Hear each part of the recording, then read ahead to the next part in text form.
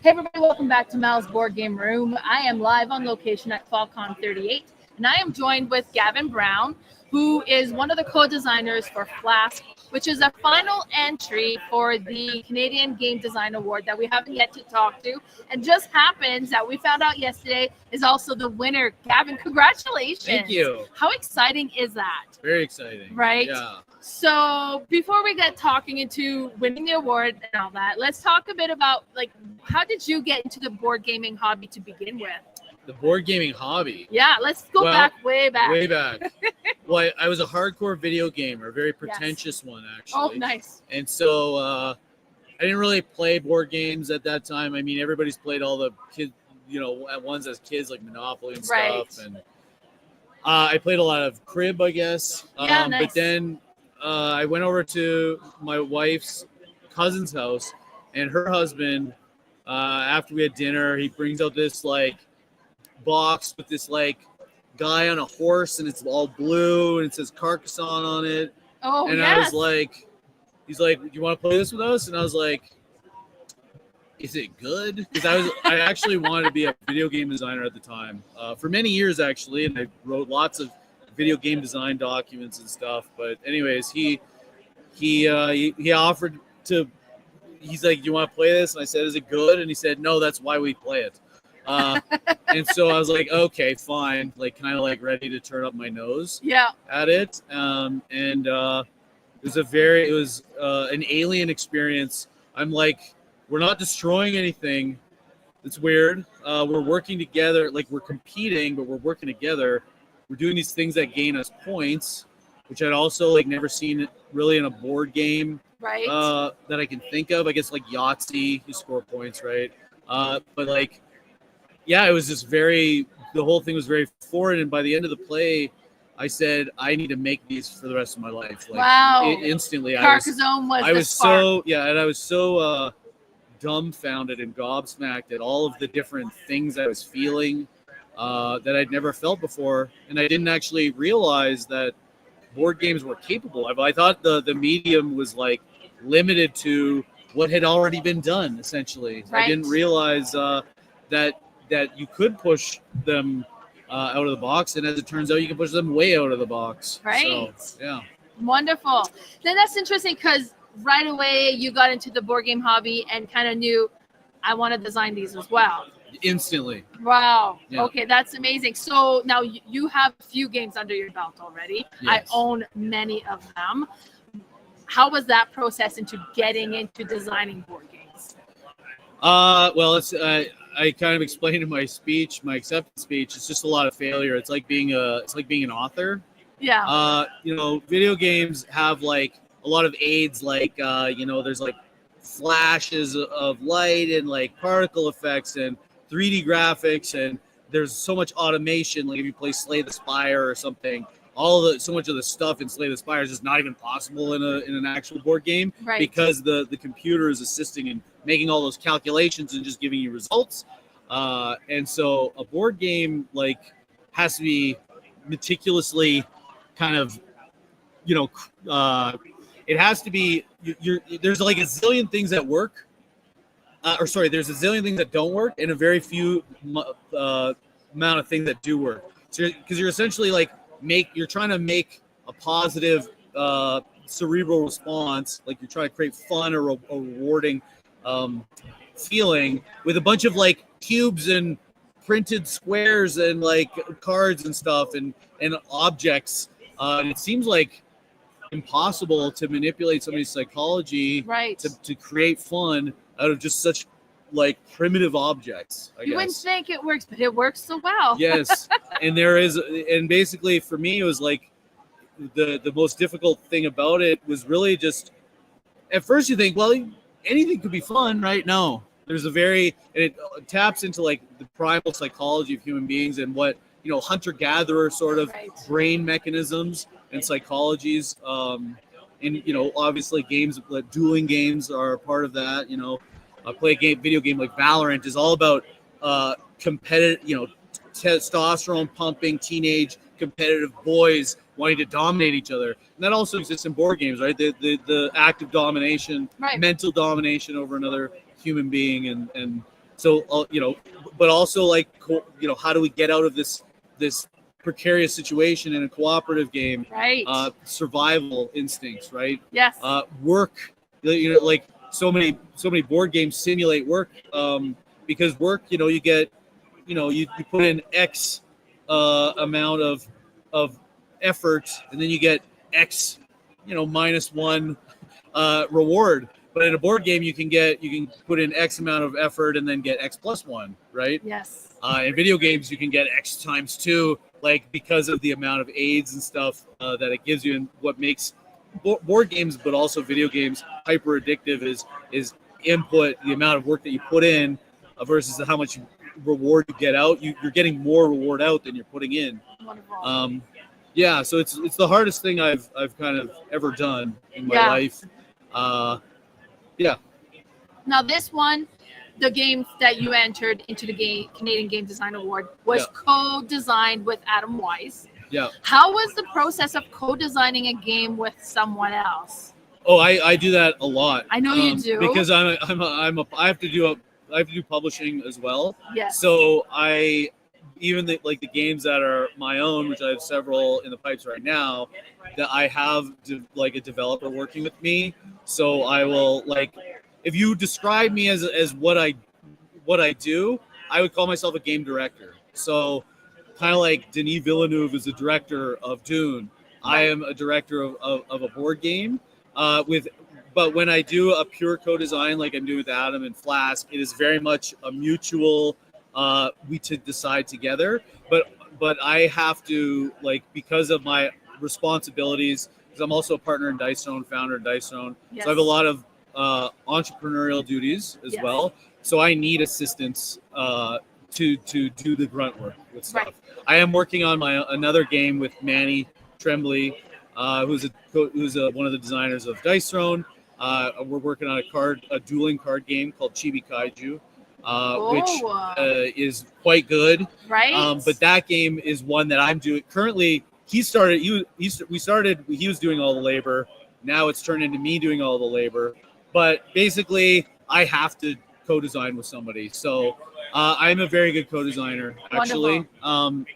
Because it comes with the territory of being a publisher too. I have to I'm a creative director, so I have to constantly be giving feedback and direction, and also trying to have the person, whether it's an artist or another game designer, on board and agree with and actually want to make the changes that I'm thinking of, right? I don't want to be having battles with that. And sometimes there has to be a debate, right? That's with co-design. There's always going to be debate, and there's never going to be things that you necessarily always agree on. But I'm very good at. I always want just the right answer. I want what's best for the game. Right. So I don't need to be right. I need to find the right answer, which often I'm wrong about, right? Nice. And so I am very good at collaborating in creative projects in general, and I'm very good at letting go of my ego. Check your ego at the door. You can't co-design if you have an ego, and you want to just be right. And I'm very good at letting go of that and having a discussion and arriving at the correct answer rather than the answer that is mine. Now, you and Adam did something that I think you did something really special with Flask. A lot of us in the board gaming community, we kind of put a bit of our nose up in the air when it comes to roll and move. Yes. Flask I was one of them. is a roll and move. Yeah. Honestly, me as well. Yeah. But you made it so good. It was, I got to be one of the judge that went through all 19 entries. We had 19 entries this year. And it was funny. They're like, okay, try to narrow it down to 4 to 5. And I called there and I was like, I can't. You're getting 7 to 9. Yeah. Because there was a lot of great entries this year. Yeah. But Flask definitely and obviously kind of stood out. And it was such a enjoyable experience to play. And just from the rule book, it's like, you can see it. You can see that it's going to be there. I was like, but it's a roll and move. So did it happen to become a roll and move? Did you guys decide we're going to make a good roll and move? So I mean, kind of the modus operandi I have with, running a creative studio, but also with game design in general is the next thing is already being designed right now. Right. So you want to always be designing the next thing. Right. Because the next thing is already it's coming out soon. Right. So if you're always just trying to chase what the next thing is, then you're never gonna. So with Flask, I've been playing a lot of backgammon, and I was telling Adam, like, it'd be awesome to, like, because backgammon is like 3,000 years old. It's like obviously the best roll and move game there is, and it's kind of evidence that you can make a good roll and move game because backgammon is one of them. And it's still around, obviously. Yes, yeah. And it's really people who play backgammon casually, it's pretty random. Like at high levels, when you're using the doubling cube and stuff, it's actually very, very skill based, and understanding all the probabilities and whether or not you're going to bet, because you can like resign, and you can any turn you can use the doubling cube to double the amount of points the round is worth, and then your opponent can resign or let you double it, which is actually a mechanism that they put into Marvel Snap, I believe, because you can call Snap or whatever. Anyways, which as soon as I saw that, I was like, oh, that's the doubling cube from backgammon. And so backgammon, I was loving it, and I was like, there's a lot of like new mechanisms, especially with dice rolling. Like you look at Space Base, which is like very cool, Machikoro before Space Base. These things that proc on different die rolls are quite interesting, and I don't, and I've been maintaining for many years that I don't think that roll and move has been fully explored from a game design perspective. Mm-hmm. So I said, why don't we let's make a roll and move that's actually good. Like make an awesome one that you have a lot of control over. It employs a lot of like modern design sense. Yeah.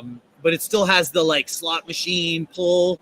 And so I wanted to keep that sort of psychological effect of the slot machine. I used to not be a dice person, but as I get, it's kind of like when you first get into beer, it's like, oh, it's got to be hopsy, IPA as hopsy as possible, please.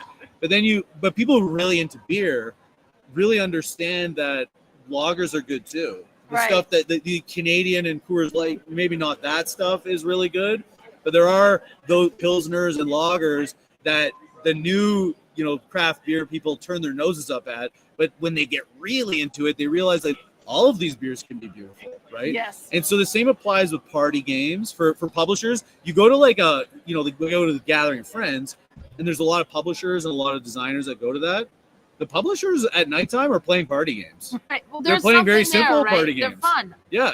And so like when people get into playing board games, they're like, well, first they say Settlers of Catan is awesome, and then they say Settlers of Catan sucks, but then they get into really heavy games and everything light sucks, and then eventually when you've been doing this for so long, and I was one of those people, I did that journey where it was only heavy games all the time, and now I have an obsession with understanding the psychology behind all games. Nice. And that's kind of what has made me a successful game publisher, is I can understand any type, like I've played all genres of video games, and I want to collect these experiences and understand them in my collection of understanding, I guess. And I don't shy away from any game type. And if there's a new genre or type of game, I must play it. Nice. I must play it immediately, and I must understand it immediately. And I will become obsessed with them. Wonderful. Yeah. Now, another aspect I really enjoy about Flask is that there are multiple ways to win. It's not just one single goal. Yes. So every time you play, you could change it differently. Now, I only got to play it the one time, and I played it with Paul Saxberg, who had played it a few times. So I think it was a little bit like, this is going to be like a walk in the park. I won. Oh, wow. Nice. And I ended up winning by collecting all the different scrolls, which is one way that you had to win. The other way you had to win is you could build up to the highest level, all of the thing on the other, which was kind of interesting as well. Yeah. Because you have to go through that pass, and you will yourself build kind of on your side, which will help the other player. Totally. And that, like, I thought that was a really neat balance. Yeah, there's a lot of as we started developing it, and we had the consumables, and we had we introduced the building, which is definitely separates it from back. I mean, the game is you can see the backgammon DNA in it, but in the end, it's actually not really like backgammon. It's very much its own thing. So that the building in the around the board is it makes the system more collapsing in a different way. So in backgammon, the collapsing system is you're eventually going to get all your stuff to the other end. In this one, eventually the middle is going to fill up, and there's a way to and what we realize with the building in the center is there's actually so much.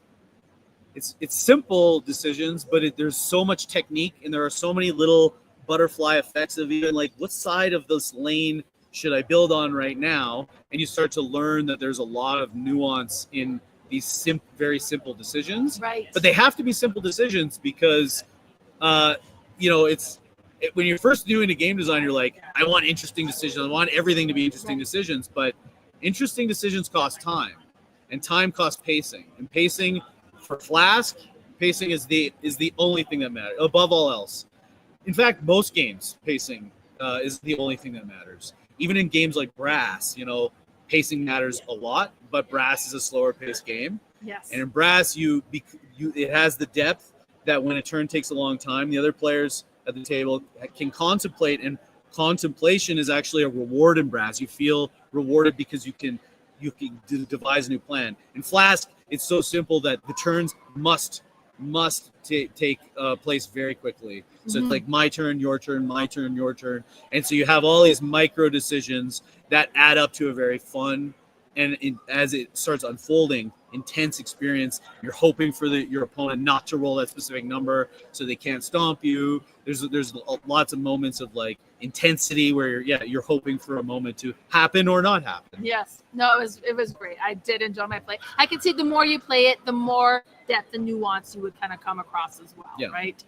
Now, how was the process of going through the Canadian Game Design Award? I know like Adam has entered this. So he basically did all the work. Okay, wonderful. So but it is a lot of work. Like it's a lot of work, and I think that that can cause potentially frustration for people that didn't make like even the first cut, right? Yeah. And that's happened. Like I think I've always made it as a what do you call it, like a finalist? Yeah. Thankfully, but I put so much time into everything that I'd ever submitted. And not to say that anybody else hasn't, of right? Course, yeah. But I was very lucky to not have gone through that. But I would say it's a lot of work to prepare, but it's a lot of work to prepare and submit all the documentation and create your prototype. But it's also an opportunity to have something, to be accountable to something, right? As a designer, right? So it's like, well, I have to get this finished, right? Because it's very easy to procrastinate as a designer, especially when you don't do it for a living and there's nobody expecting anything from you because there's no accountability. You're only accountable to yourself. And game design it's like being an author. It's a very lonely business or trade, if you will, where you're just kind of alone a lot of the time, making garbage essentially because there's an alpha prototype. The first prototype you make, it is almost assuredly trash. Like it's never going to be the game, the first thing that you make, because you have to test it and you're going to find out even now it's like, and all you're trying to find is a scrap of it that functions, and maybe it doesn't provide the level of like enjoyment in the way the level of enjoyment or the type of enjoyment that you wanted to generate, but you have to follow the path of least resistance and grab onto any scrap of it that might work. Right. Yeah.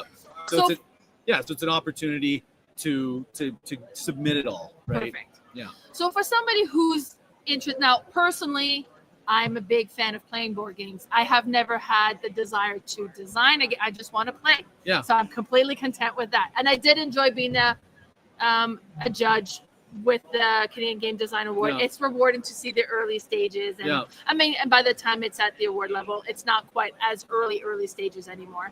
But for somebody who has that inkling, who wants to get into board game design and potentially enter a game into the Canadian Game Design Award, do you have any tips or recommendations? Lots of infinite tips based on my own failures, because like I said, it's all endless failure.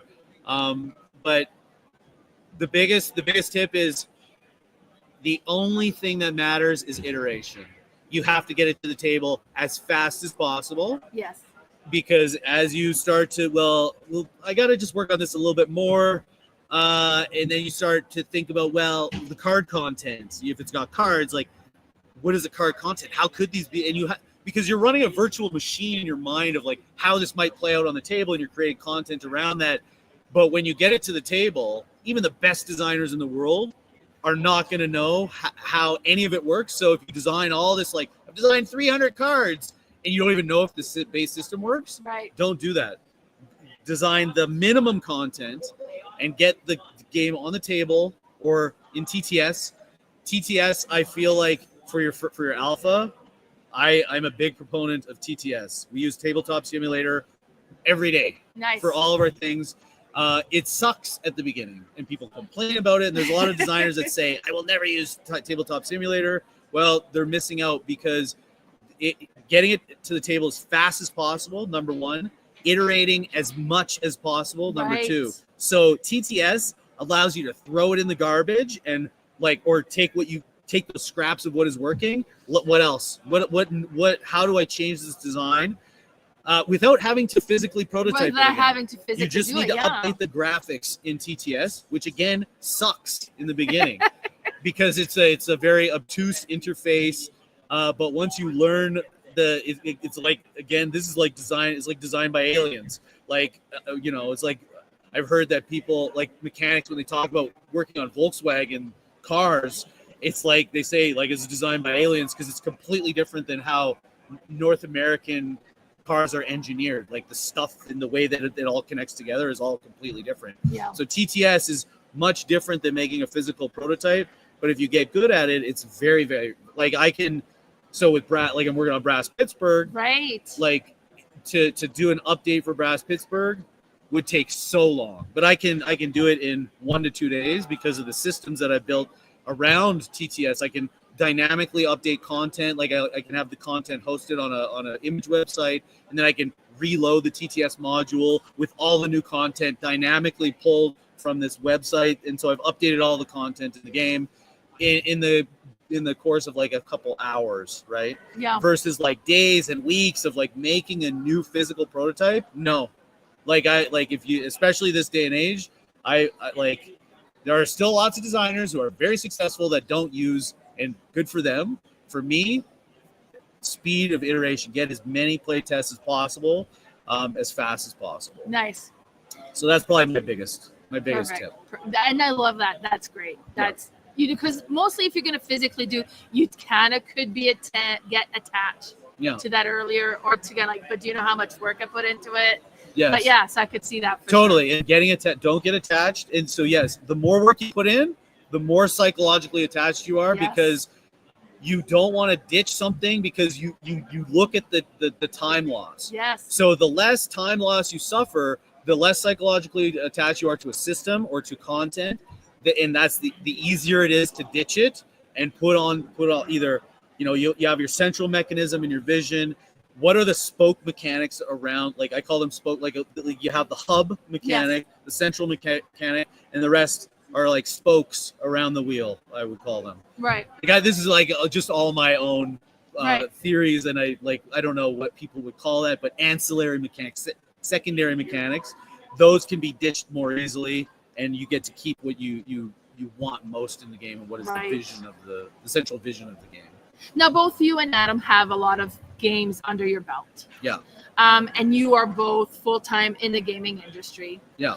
Would you say it's kind of become the same formula every game design you get, or does each game kind of take a life of its own?